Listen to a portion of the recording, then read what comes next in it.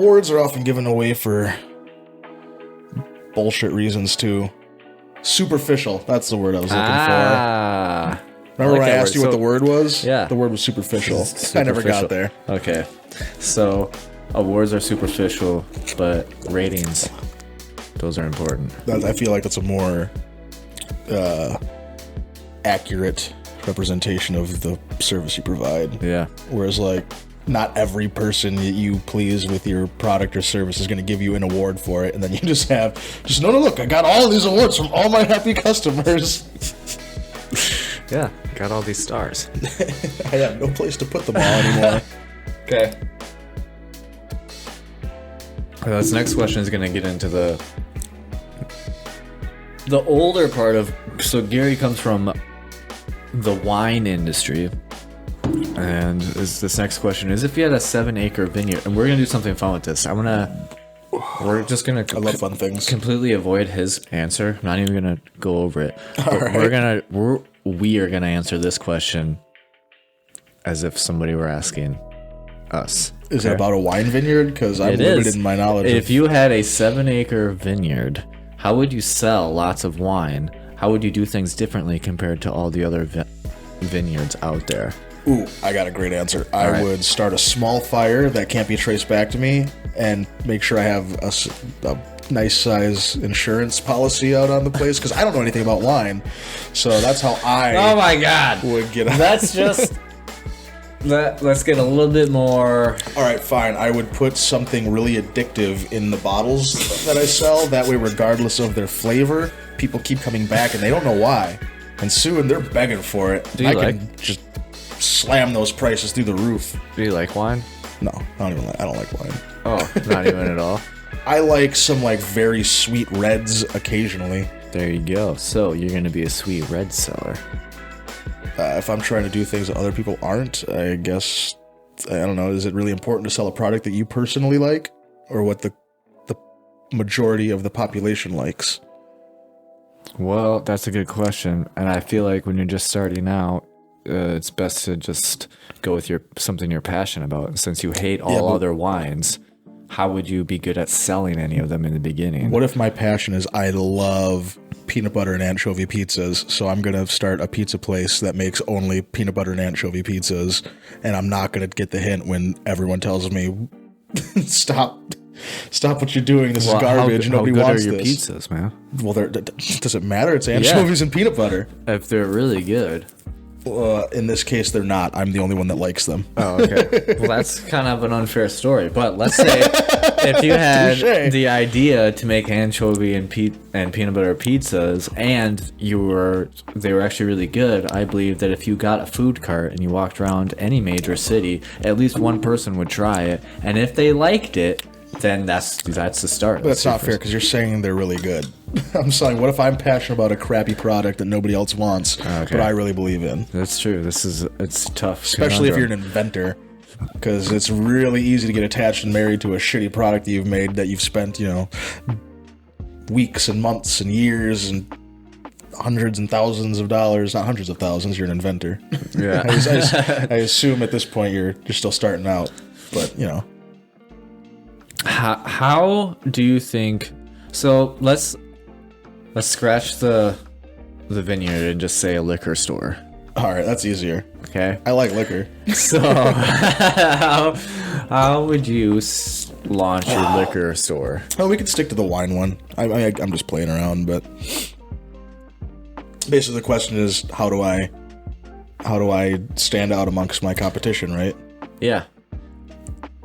As the average man. My angle is, I'm a quirky, goofy fuck, so I'd probably go that route. Just my labels would say funny things on them and have goofy pictures. Yeah. And that's really my, I don't know, that's my thing. How are you marketing it? I'm just throwing it at people out of the car window. Fucking A, that's effective. Just, hey! And then a glass bottle just smashes across their head, and just, what the fuck was that? You might damage those funny pictures, though. So. Oh, yeah. No, they'll pick it because the label doesn't, the bottle breaks, but the label is still... That's a pretty impressive fucking label. Well, you got to spend extra money on the label. Oh, okay. How am I marketing it? I don't know. Probably the same way I pay a few dollars on my Facebook ads. So you're using social media. I leave full bottles in purses at Goodwill. Yes. Yeah, you just go around giving it away for free. I don't know. I feel like liquor is tricky because it's like licenses and stuff are involved. I think with any like alcoholic beverages, there would be licenses required. Yeah, that's what I'm saying. Like, oh, is there a difference between like marketing? If we say liquor, does that include beer and wine, or is that I think so. Well, alcohol. So yeah, I think we're just talking alcohol. I'm just saying, like, in terms of marketing, a lot of my fun ideas probably wouldn't work because it's alcohol. You can't just throw them out windows and smash them on people's heads. Yeah, you can do that with any other beverage, not alcohol. Yeah. Fuck. Well, I just mean you can't like go to a party and start handing it out to everybody. Well, I guess you can because that's a party. That's what people do at parties. They drink alcohol. Yeah. You could still go to craft fairs and sell them there. I don't know if you can without having like a liquor license or something. Have you ever bought alcohol from a craft fair? I haven't been to a craft fair in a long time, so last time I was there, I probably wasn't even old enough to buy any, if there was. I mean, unless you're like a vendor in a concession stand type of deal. You think if you were a vendor or concession stand type of deal, you wouldn't need a liquor license to sell it? No, I'm saying you're probably going to have a liquor license, and it's not that hard of a field to navigate. Getting a liquor license something hard to get? I don't have one, so I don't know. But I think it's a lot of bullshit to go through. This is great stuff for anybody in the comments to add. Yeah. How do you get a liquor license, and do you need one to sell stuff at a craft store or craft fair? Okay. I guess if you make craft beer, you can sell it at a craft fair. There's a loophole. Yeah. Well, I mean, Was there such thing as craft wine too? I think so. I think craft just means you made it yourself. It's not like manufactured in a big bottling plant or something. But why don't we call it craft wine or craft bourbon or craft whiskey? We probably do. Do we? I think I've seen those before on menus. I don't know. I was gonna say like at craft fairs. Yeah. But it's all just a craft beers, craft liquors. Okay. Actually, craft mac and cheese. That's exactly what Gary says. Anyways, he would go social media wise. He's a social media guy, so he is a social media totally guy. Surprising. What would you prioritize as a one-person business, considering you are currently a one-person business? A one-person business. Progress. I don't know, is that the easy way out? What kind of progress? Any kind. I won't let Literally any end of the spectrum of progress, I will take it. Well, tell me what's at each end of the spectrum then. Oh, Jesus. Yeah. Quit calling me on being vague. Yeah. Finances, popularity. Okay, in terms so of finances products. as in running the business or making money off your product? Both. Both. Okay, and then what's on the other end of the spectrum? Emotional fulfillment. Being happy about what you make. Being happy and with your own truth and who you are, and feeling it in your soul. So it's all about the money you make and how you feel about your work. Yep. You're gonna stick. That's the answer you're sticking to. That's not terrible. Sure, Yeah, let's go with that. All right. So, I mean, what's the point of having a business if you're not making money or being happy from it? Like, I have this business, but I don't make any money, and I'm miserable. That's a fair point. It's fair. It's cool because I just totally pulled that out of my ass. Good. But I agree with it now that I said it. Okay. With this podcast, my priority is what I'm trying to do is have conversations with my younger self. So, have you considered hallucinogenic drugs? Yeah. But I feel like this is more effective because I can reach have you considered cloning yourself? Actually, other people. Yes, actually I have. That is one thing that did not get recorded from my last... the whole frozen head. Yeah, cryogenics. That was a great conversation. But anyways, we'll bring that in when it becomes appropriate circle back around to it. But yeah, so for all those young adults that are reading these types of books for any sort of guidance on what to do with their adult lives, and then finding themselves disappointed in the end with the answers given, or not really sure how to incorporate them, with your day-to-day life. What I'm trying to do is give you examples of average day-to-day implications of what is talked about in these types of books. So my main priority is that I make that connection with the audience. It's a good goal. Yeah. Because I'm sure there's a lot of people who go down the rabbit hole of self-help books and want to, you know, filter the bullshit from the actual good advice, which I think it probably makes up a good amount of both. Like a book probably is comprised of a large amount of both, but yeah, it's tough. Oh yeah, I mean, there's a lot of fluff and filler and just a lot of these kind books too of are vague language. Yeah, believing in your truth, following your dreams, but you know, at least this guy seems to cut the bullshit a little bit. How do you feel about like seminars and like those people that do those? I don't know. I think it's hit and miss. I think there's... Have you been to any? No. Oh. But I mean,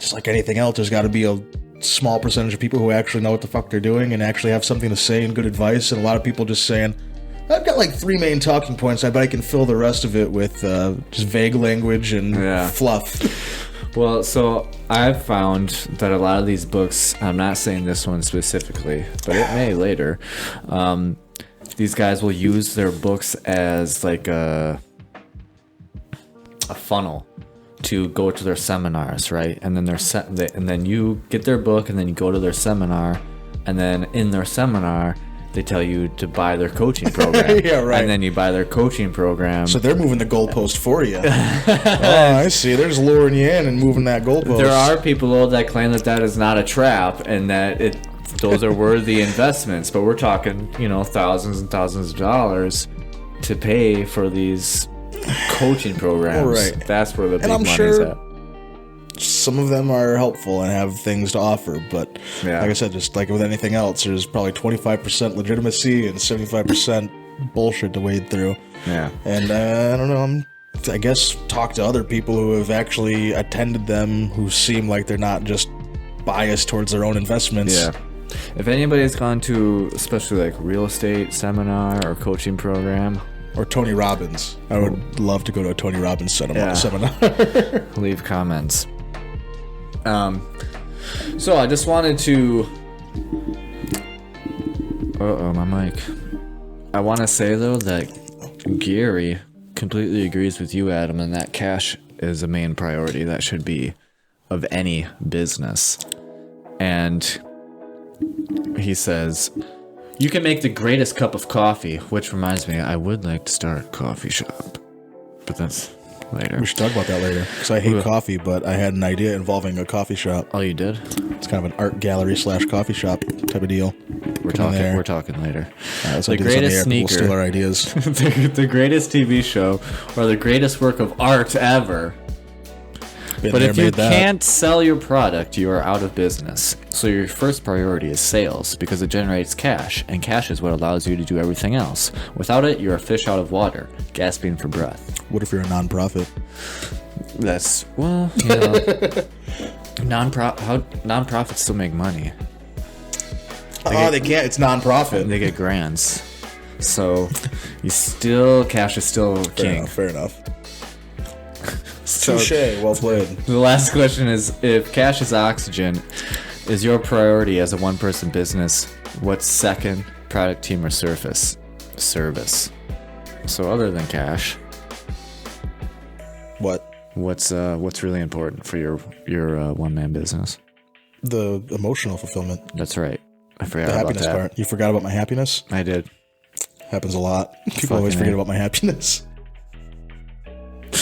Gary says that there is no second. Oh, well, fuck Gary. It's only cash. It's only cash. It's only cash. And selling shit on eBay. Yeah. A quote from this answer is, this moment when you decide what to focus on next is crucial, not only because it's going to help you grow, but also because it could be what allows you to bring in more key players, people who may not be great at selling, but are overwhelmingly talented at something else, something that complements your own talents. So this is once you have a handle on cash flow. Okay. And then there can be a second? Then there can be a second. But until that point... Tricky, Mike. Or Gary. You should just stick with the Mike V because it's funny. You've said it multiple times. I don't know why they're I'm not saying anything about it because I think it's really funny. Than I thought. Yeah. Because you were just saying it like a few seconds ago, over and over again. Gary. Yeah. Yeah. Just stick with the Mike V. It's good. It's good stuff. That's why I couldn't find his book on Audible. Sorry, but anyway, yeah. One inspiring thing he says, though, bet on your strengths. It's an underrated business strategy in a world where so many people are obsessed with fixing their weaknesses. They give short shrift to the skills they were born with. Like drawing. Yeah. That's my strength. Something you were born with. Correct.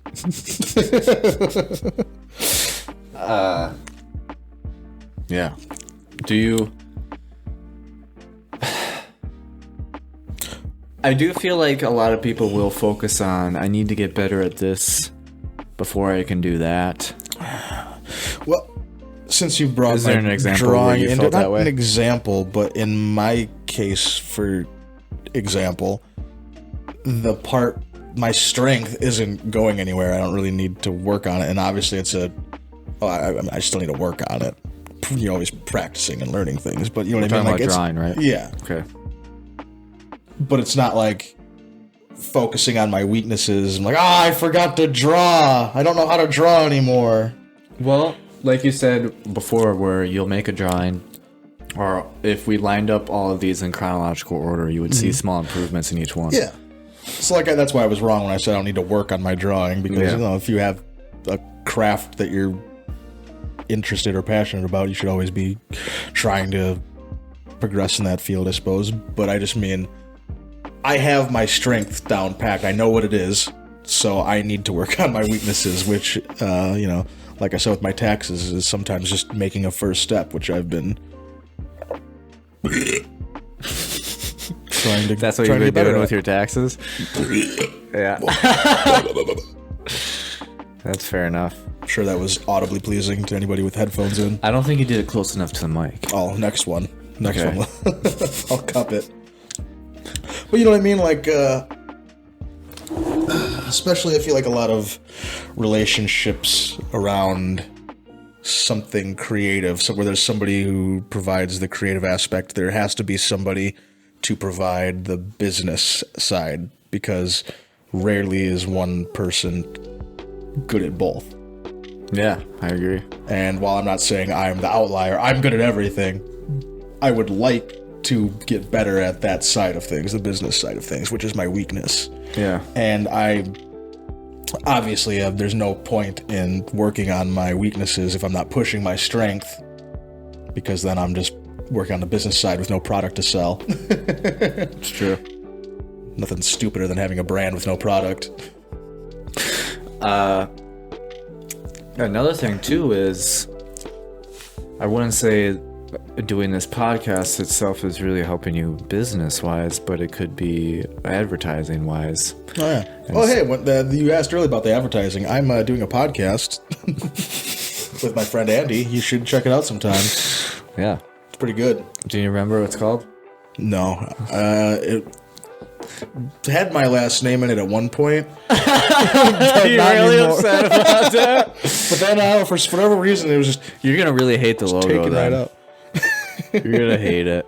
I'm gonna hate the logo. Yeah. Have you showed me the logo yet? No. When did you make the logo? I remember I had somebody on Fiverr just. Oh, make that's it right. for You were me. talking about that. Why do you hate the logo? I love the logo, but if you're upset that your last name was taken out of the name, then I don't think you're gonna like the logo. Oh, I'm sure I'll love it. I really did like the last logo with the Bergwaters. Yeah. Damn those water conglomerates. Right. The titans of the agua industry. So, Unabridged Waters is the title of the podcast that you're on right now. Yep. And You wouldn't know by the title, but the logo, if I were to just describe it to you, just describe it to me. I'll close my eyes. is basically the side of my face.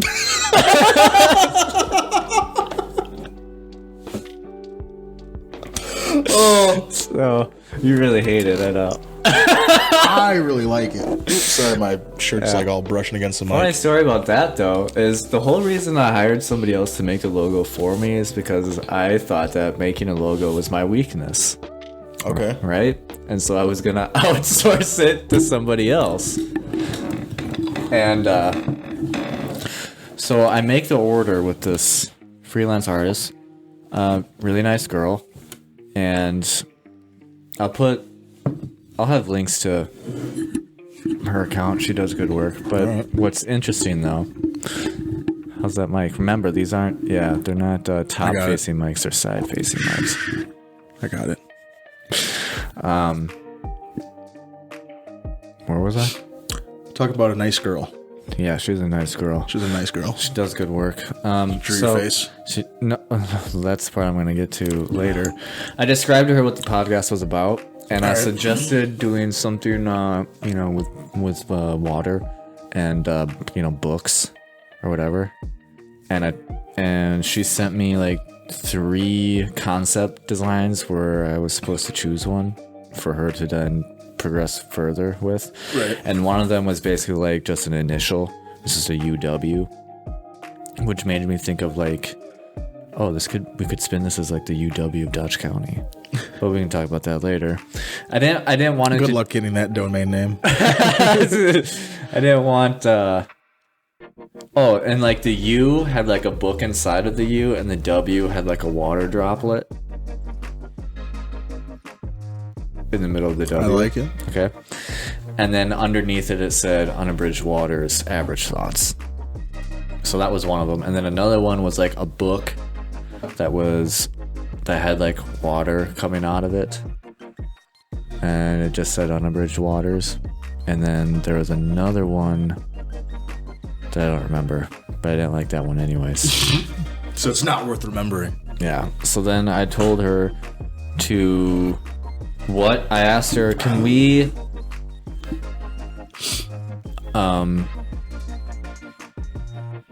make one where the book's open, and instead of just having like water flowing through the center of it, what if we brought that water up and did like 2 more as if it were pages turning and they were made out of water, right?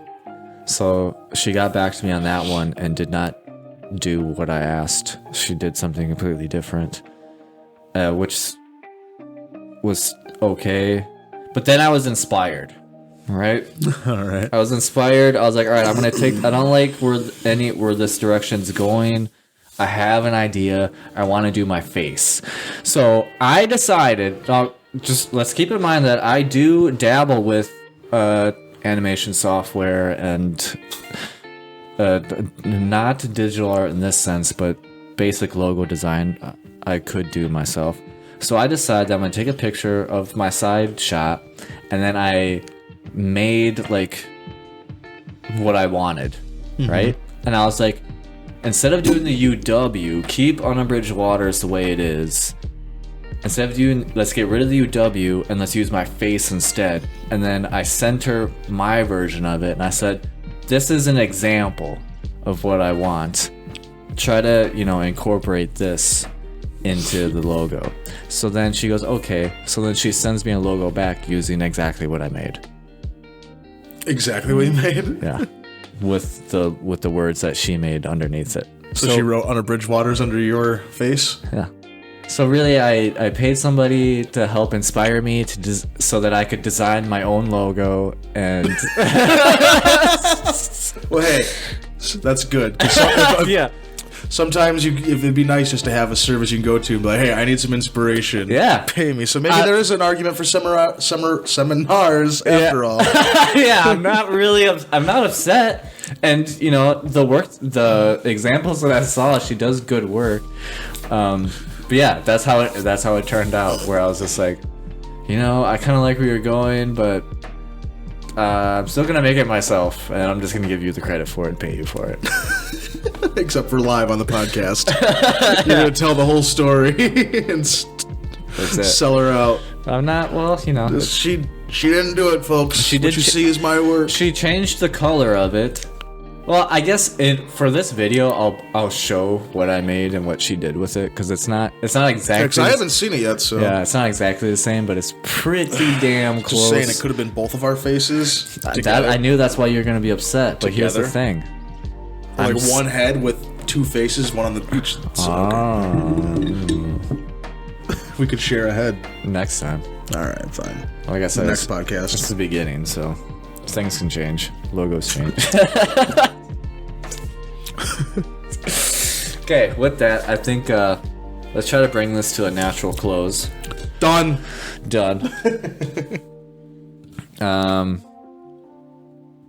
Yeah. I feel like that was good. Where are we at? So, yeah. That's your natural close. Yeah, everything's still recording. All right. Yeah. Well, folks, we could edit that out, right? Peace.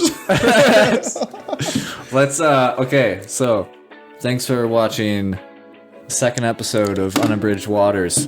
Adam's here. Adam Berg is here, and the book doesn't matter, and the name only makes sense if you don't think about it. Adam Berg, you can be found at... Where'd your card go? I have some on me. Okay, cool. I always bring extras in case you just want to read off all your socials?